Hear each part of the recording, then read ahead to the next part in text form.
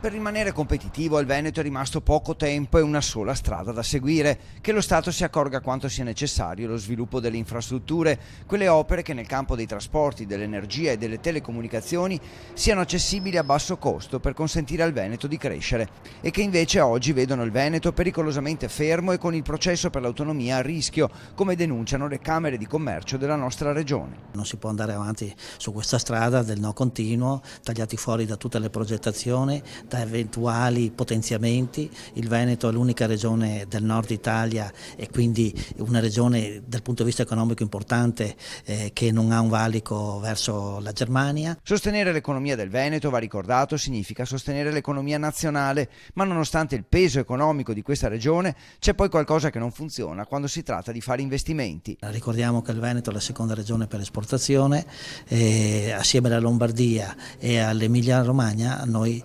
contiamo per il 50% del prodotto interno lordo, quindi più di così. Cancellato il treno del mattino da Padova a Roma e non più ripristinato, e poi la TAV, l'alta velocità, per la quale sembra che non ci siano i soldi per completare la progettazione oltre Verona e forse Vicenza. Cosa si vuole fare di questo territorio? Emarginarlo ancora di più?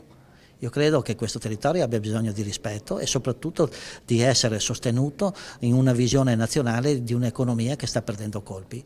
L'Emilia ormai, guardando il PIL, ha superato anche il Veneto grazie proprio alle infrastrutture come l'alta velocità. Anche in questo caso il Veneto ha rispettato le regole ed è quello che poi alla fine si vede mortificato da scelte di pianificazione nazionale che sono veramente indecorose.